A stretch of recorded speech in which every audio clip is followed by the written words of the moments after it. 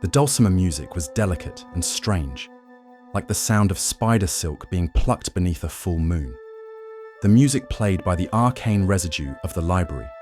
It came from all around, threading through the cobweb-laced bookcases of the Red Library. Dust, thick as fog, danced in the torchlight as the three adventurers crossed the threshold into the vast chamber. 1,000 books leaned against sagging shelves. Some whispered, and some watched. Place smells like a wizard's tomb. I'm going to need a stiff drink, muttered Thorn Ironfoot, the dwarf. His beard was singed, armor scratched, and his eyes darted like a wolf sniffing traps. Because that's exactly what this place is, replied Seraphine Vale, the elven wizard.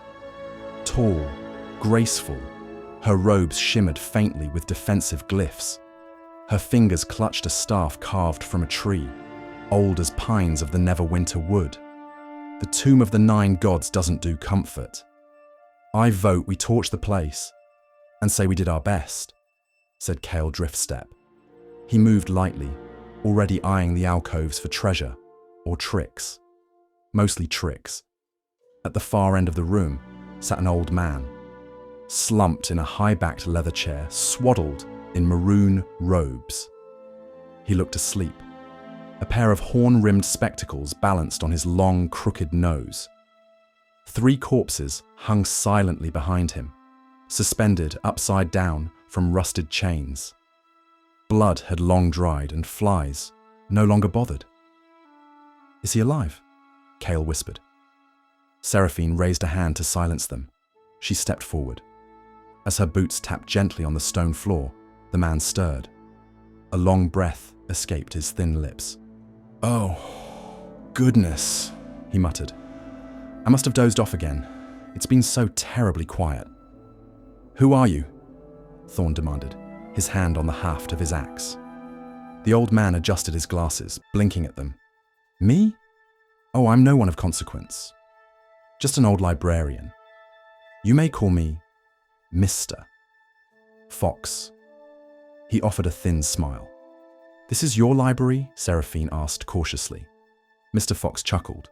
Not mine, no, I simply tend it. Keep the music running, organize the guests. He gestured vaguely at the hanging corpses. A Sererak doesn't like things untidy. The name struck like a bell. Kale frowned. You work for a Sererak? I am bound by a Sererak, Mr. Fox said wearily. He left me to guard this place. I've had little company, save for the occasional screaming soul. He paused, as if remembering something fondly. And the dulcimer, that plays on. We're here for the grimoire, Seraphine said bluntly. X, the mystics. We know it's here. The old man's eyes gleamed behind his spectacles. Of course you are, he said softly. Power always draws the hungry, but are you certain you're prepared? Some truths cannot be untold. Some spells cannot be uncast. Save us the riddles, Thorn growled. Where is it? Mr. Fox sighed and stood, far too gracefully for someone of his apparent age. Very well, but let me warn you, the grimoire is beyond your understanding of tomes, beyond mortal comprehension. It is a test. Each page, alive. Each spell, conscious. Some say it was written by X, but others within the abyss note it was created by older powers, something from the far side of the lower planes. He led them past shelves where books muttered prayers in infernal, and others bled ink into runes that vanished on the floor. The room twisted subtly around them, a sensation like walking through the eye of a storm. What's this one? Kale asked, pointing to a tome bound in stitched grey skin. Mr. Fox's expression changed. A slight smile formed. That one used to be a man named Lorvan. Arrogant, thought he could outwit the book. Now he is the book, a cruel joke, but necessary. A library must always expand its collection. Cale withdrew his hand. They reached a pedestal. Upon it lay a tome wrapped in black scales, pulsing softly like a slumbering heart. Runes crawled across the cover in a language none of them recognized. "Behold," Mr. Fox said with a flourish. "X the Mystic's Arcane Grimoire. Within lie 3 spells that could change the face of Toril or unmake it." Seraphine stepped forward, mouth agape. "This is it. We found it." But Thorn held her back. "What's the trick, old man?" Mr. Fox turned, and the illusion shattered. His skin melted away like ash, revealing a jackal-headed figure. Fur black as ink, eyes glowing yellow. His robes became a carapace of plated symbols, each one etched with contracts and soul sigils. Iga Raxig, the Arcanaloth. "The trick," he said, voice now layered with discordant tones, "is that I don't want to do this. But the curse demands it." With a flick of his claw, the grimoire opened. Pages tore themselves free, alive and ravenous. Glyphs swirled into shapes, tendrils of ink snatching at the adventurers. "No!" Cale cried as he vanished into a page, swallowed mid-step. "Cale!" Seraphine screamed, trying to counterspell. But the grimoire surged open again.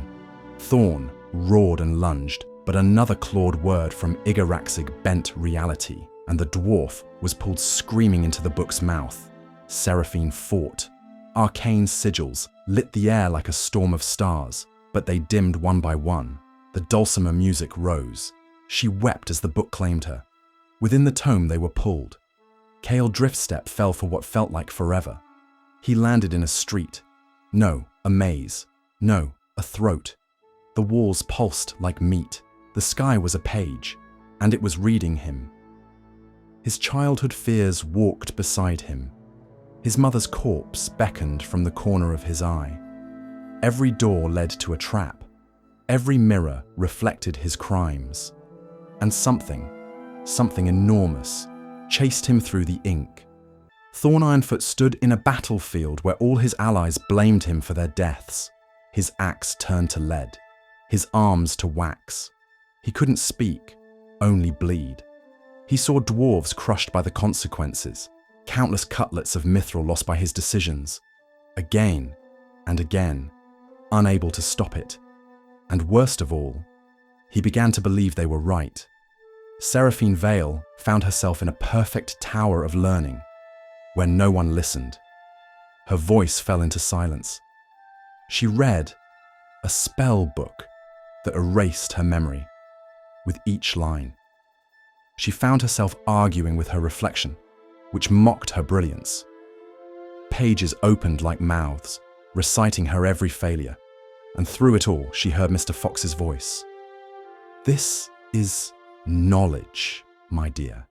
Beautiful, damning, endless." Igaraxig, once again cloaked in the illusion of frailty, returned to his chair. The grimoire closed with a sigh. 3 new runes glowed faintly on its cover. The dulcimer resumed its gentle playing, and Iga, Mr. Fox, folded his hands and whispered to the corpses above, "Now then, who's next? For who will then knock? For Mr. Fox." While all Yugoloths are fiendish manifestations of wickedness and greed, Arcanaloths bend their considerable intellects toward hoarding and exploiting secrets. They then deploy these secrets to ensnare countless victims and lesser villains, beguiling foes with false promises and powerful magic. Arcanaloths possess considerable spellcasting prowess and frequently disguise themselves with magic. While they prefer to let magical servants or other Yugoloths do their fighting for them, Arcanaloths can defend themselves with arcane might, banishing opponents into the pages of their magic tomes. Keeping in line with their deceptive nature, these creatures interchangeably go by another name, the Ravasta. Cunning and manipulative, they prowl the dark corners of the elemental chaos and the abyss, working their evil to foment warfare and mayhem. These beings are consummate deal-makers. the classic string pullers that use deception and diversion to achieve their goals. They play their enemies against one another, whispering a tangle of truths and lies in the hope of sparking a conflict that draws attention away from their true designs. Arcanaloths are most active in the Abyss, or they once were. Manipulating the demon lords and their servants in ages past, now they are found commonly in Sigil and throughout the elemental chaos, particularly in the city of Brass. They rarely show their true forms, preferring to alter its appearance to lull others into a false sense of security.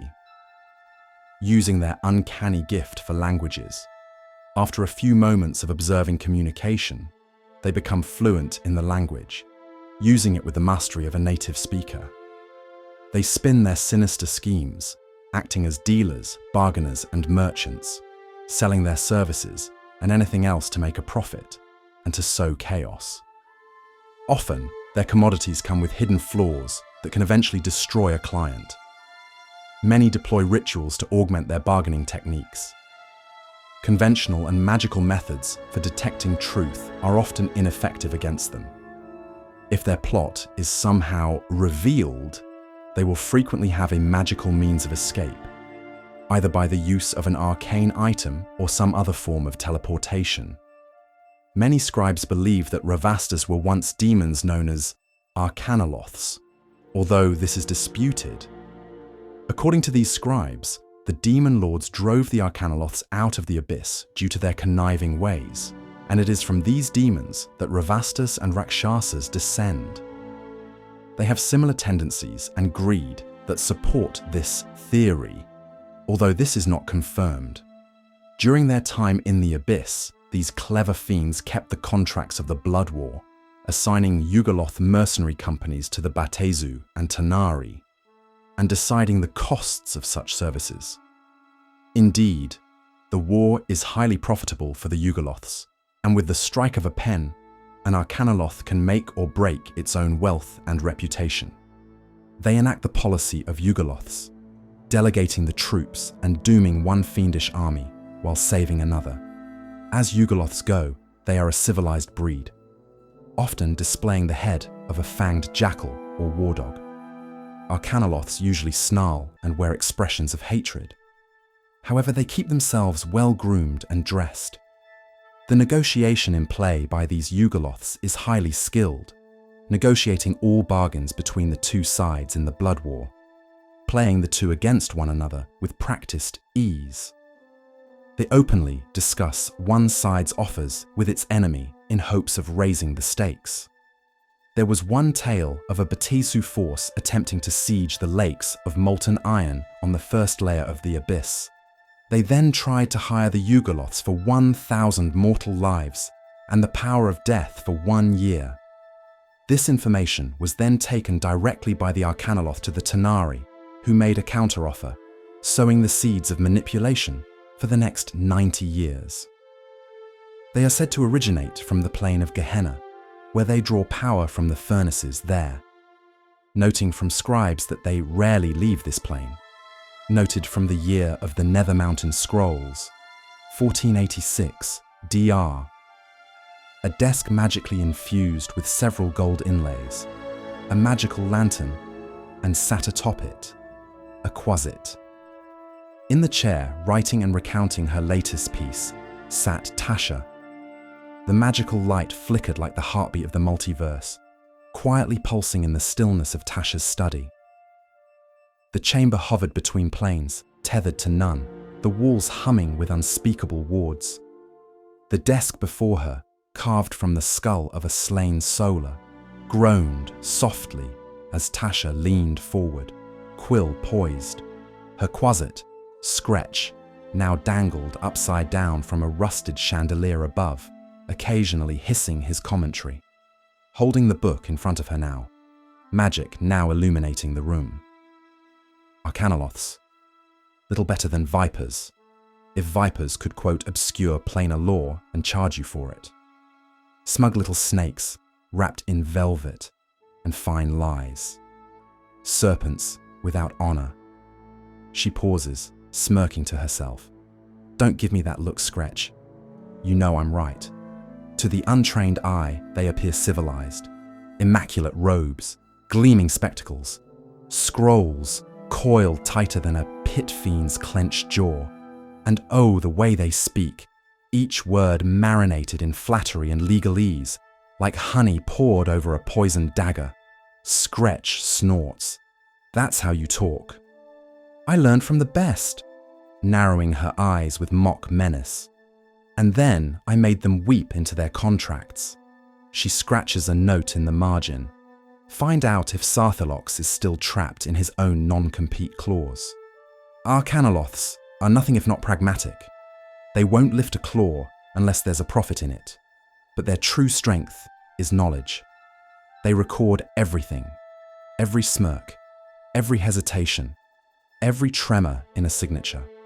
Within the tower of the Arcanaloths, they index the multiverse's sins with the precision of a scalpel and the glee of a butcher. The tower, rising from the scorched plains of Chamada like a tooth too large for the jaw of Gehenna, is sentient, or nearly so. 1,000 years of whispering lies has made it clever and cruel. She pauses again, dipping her quill in ink that hisses faintly as it touches parchment.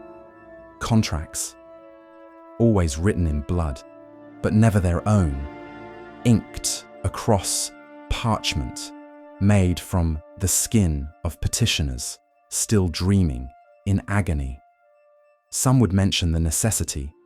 It's the symbolism if you look at it clearly. Their work must hurt. That's the difference between an Arcanaloth and a mortal lawyer. The former doesn't hide the cruelty. They celebrate it. Scretch tumbles down from the chandelier and curls into her lap like a horrible little cat. But they're truthful, mistress. Truthful? She laughs, dark and musical. Yes, sometimes. When it suits them. When the lie is too obvious, too crude. They deal in half-truths, like a vintner deals in barrels. There's always something more in the cask, something bitter. They memorize fireballs, of course.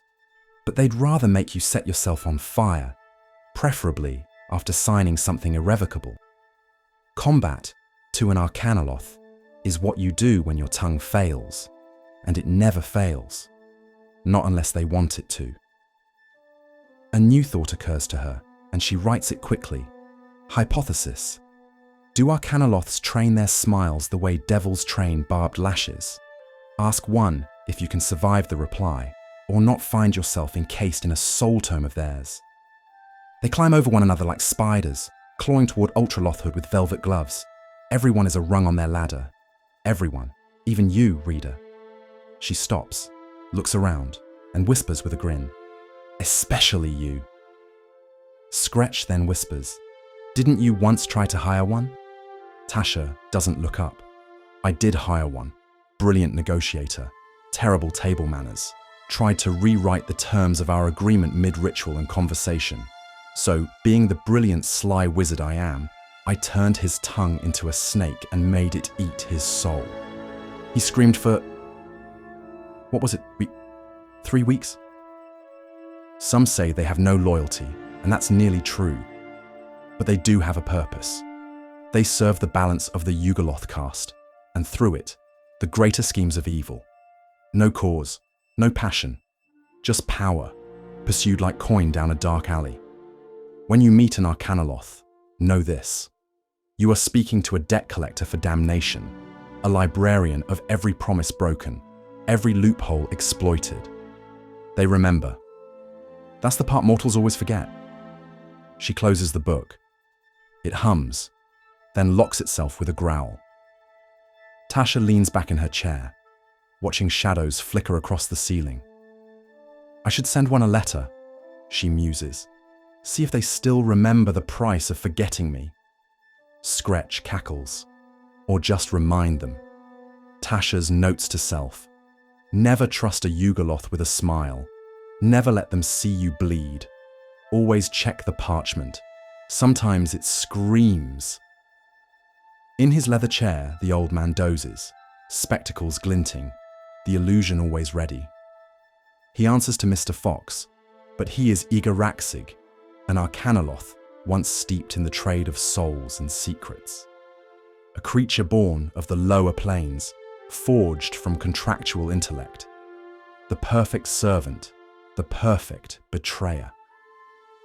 Like all Arcanaloths, Ega once sold his knowledge to the highest bidder, dealt in truths too poisonous for mortal minds, bartered with demons and archmages alike. But in Asarerak, he found a curse that twisted his cleverness into servitude, his ambition into eternal duty. Now he guards the Arcane Grimoire, a tome so potent it tempts even Yugoloths to pause and wonder.